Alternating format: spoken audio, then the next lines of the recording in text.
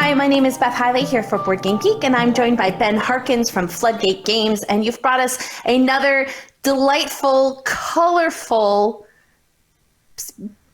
another stunning visual feast, which I think people associate Floodgate with, like, the beauty of Sagrada, and I think we're going to be looking at Holi, the Color Festival, which is a real festival in parts of India and Asia. So I'm really excited to see both how to play, but also some of the development of the game and how you guys brought in elements of different cultures as well. Yeah.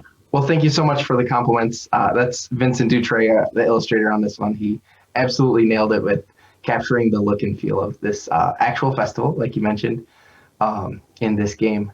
We're super excited about this one. It's by up-and-coming designer Julio Nazario. And in this game, we are celebrants in the Holi Festival. This is a festival that happens every spring in India and around the world. Signifies the end of winter, and we come together, sing, dance, and most notably throw colored powder and squirt guns on each other, and just a profusion of color reigns. So we're going to be doing that in this game. We'll do that by playing our various pattern cards here that have, each player has their own of their colors. And you'll play these cards by, as you can see, we're on this 3-tiered board. We start on the base tier. And when we're playing our pattern cards, yeah, it's a little tough with the camera angles. When we can show this off from the top tier as well, if that helps everybody to see what's going on. Super. So as we're playing our cards, if we have one with this little Rangoli symbol in it, right there, then we're going to replace our player marker, with that symbol, and then put our tokens in the corresponding squares onto the board. So, for instance, with this one, the red player would need to move out of the corner to be able to play that, and then they would drop 3 in a line just ahead of where they're standing. And now, as you fill in these squares with your colored powder, they're going to be worth victory points. 1 point on the base tier, 2 points on the middle, and 3 points on the top. And if you hit other players, they'll be worth 2 points to you because you've gotten your color on other players. But the puzzle of the game is, as you're picking how to drop your color onto the board, you can't have anything in the pattern overlap with any tokens that are already on the board. So while we're running around trying to hit each other with powder or fill up the crowd here, we also have this puzzle where we're trying to play the right cards at the right time and twist and turn them to get them to fit just so. And I'm interested, before we kind of get into how these 3 levels interact, since Lincoln very nicely has some of those player tokens on the top level, because they are really beautifully screen printed for these nice, huge, chunky wooden pieces. Maybe he could just grab one and throw it on its side in the green screen so we can see how cool those are. Before we start moving them around, possibly to other levels. Crocodile, an elephant, and a peacock here. All animals from the region of the world where the festivals originates. So one of the coolest parts about this game to me is the 3D board here that we've got. So everybody starts on that base level, and if you're ever surrounded on 4 sides by color tokens, you have the opportunity to climb up and aim higher, going to the next level above. But when you're up above, now players can't hit you if you're above them. But the puzzle has this new dimension to it where you'll still play your pattern cards as normal, but if there aren't color tokens below where yours lie, they end up falling to the level below. So gravity kind of applies, and now this puzzle takes shape and has a third dimension to it. So as you climb up, you're trying to figure out, where am I going to be able to play my cards so that they stick on these higher levels so I can gain more points from them. And then to help sort of balance out that race to the top, we've got these other little what we call sweets tokens on the board. There are 2 in each spot on the base level, and then 1 in each spot in the middle, and none on top. Whoever collects the most of these basically gets they get 5 points per player that they collect more than. And once you climb up, you can't climb back down. So there's this interesting tension of, I want to climb up so I have more space to play my cards and get more points for playing them, but I also want to stay in that race to try and get a big bonus at the end for collecting those sweets also. And I like that to help people visualize, particularly as pieces are falling down across 3 levels, you've included just a little, numbers on the columns and letters on the rows to help people figure out like, okay, if I'm supposed to be putting something in B, C, D because I'm supposed to be in a row, then, it would drop down to the second level B or the first level B. And it just kind of helps keep you orientated. It made it very easy to figure out where to drop things, even though you're working on 3 levels. Oh yeah, that's good. I'm glad that came through. We also put these little sort of anchor visuals in the middle here of the 4 spaces there. The tray we got help from Game Trays, like folks who typically make inserts for games, but they helped us with the design of this one, and it came out so it's really sturdy. And once you put it together, it keeps your pieces in place. These are little like scoops of sorts, so if the table gets bumped, the pieces don't slide all over the place. And it just really, beyond having a table presence that we're really happy with, it just really works functionally pretty well too. I think the fact that you're just holding it and being able to twist it around in the camera view is fairly evident of exactly how stable it is. Yeah, I'm not trying to show off here. It's the way of it, right? It's just the way it happened. Yeah, sorry. One more thing I wanted to share with you about this game is we've got the rivalry cards. Those are the ones over off to the side, the bigger cards. We'll reveal 2 of those at the beginning. You can do 1, 2, or 3, but typically we play with 2 of these. And these are little rule changer cards. So what I explained is the basic rules for the game, but each of these kind of add a twist to the strategy. So when you flip a couple of these, some of the spaces might be worth more, or you might have new capabilities. Like this one lets you sort of recycle your hand by spending points if you don't like what you get, or some of them care about precision toss is excellent. So if you direct hit, meaning your pattern overlaps onto another player, you're normally awarded 1 victory point for that, but with this card out, you're awarded 2. So that really like steers your strategy over to, I really want to get my color on other players as much as I can. And we've got a whole bunch of these, and the combinations of them make every game feel a little bit different without having a huge overhead to learn a bunch of new rules. It's just like 1 or 2 lines on the text there.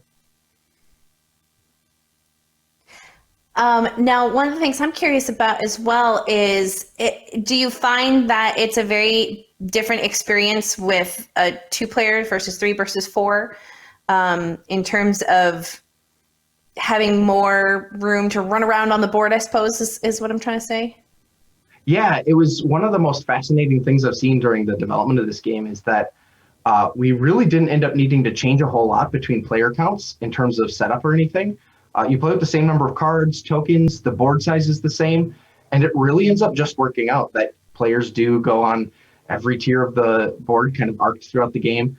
It does get a little tighter in the 3 and 4 player count, so players do end up going up a little bit earlier, but everybody's doing that, scaling together, and that was a really nice emergent thing to see happen while we were working on the development of the game. So yeah, honestly, the setup's pretty similar, and you still have the same kind of puzzle. A little more happens off your turn, so the planning's a little lighter on the 3 and 4 player count than it would be, but that's kind of the same as most puzzles where other players are sort of taking your resources or something like that. Now, I'm really interested. I was looking in the back of the rule book that you guys had some cultural consultants on this. Yeah, definitely. When we had the idea to use this festival as a theme for a game, it's one I wasn't super familiar with, and I wanted to be sure that we were approaching it in a way that was respectful and that we were actually capturing the feel of this festival. And I worked with a few different consultants to folks who grew up in India and where celebrating this festival once a year is a big part of their background. One of the most pivotal folks I worked with is Shivam Bhatt, and he's the perfect person for this. He's on the Magic the Gathering Commander Committee, and he's a Hindu priest. So he's like the exact perfect person to work on this project with. And he helped a ton with the consulting of making sure we're everything from the words we're using to the description of the gameplay and the mood and feel of the gameplay. And he helped influence some of the things like getting your color on other players doesn't count against them, it counts for you, so it doesn't feel so combative. And up and down, like I wrote a whole developer diary that's actually on BoardGameGeek if people want to dig in a bit more. It's been a really, really cool journey working on that. Well, because we have such a lovely numbered and lettered grid, I'm wondering if we might actually be able to walk through a sample turn or two, just because we can direct link in a little bit more accurately by saying second level to A and whatnot. So maybe, Ben, you wouldn't mind directing us a little bit, even if it's just, two players, like a turn each. Totally. Let's do it. So we'll play with just two of the colors so we can pull off the let's take off the green and we'll take off the yellow so that Lincoln can get to the blue and red players a little more easily. Players start in the corners, and because of the ability to rotate and all of that, it doesn't really matter which corner you start in, which is kind of another neat property of the game. So Lincoln, go ahead and draw one card to start for each player. Normally we would each have our own hand of cards that's kept private, but we can put them face up publicly so that everybody can see. Oh, it looks like the blue's coming through the green screen. So each of the transparent are part of the pattern there. So let's say the blue player, we're going first. You'd start with a hand with one card, and since they're in the starting in the F1 space, we could actually just start from there if we want to. And on our turn, we've got a few different options. We can move, and if we're surrounded on four sides, which we're not right now, we can climb up. And you have to throw color. So that's what we'll do. We'll play this card, and let's play it the way it's oriented here on the screen.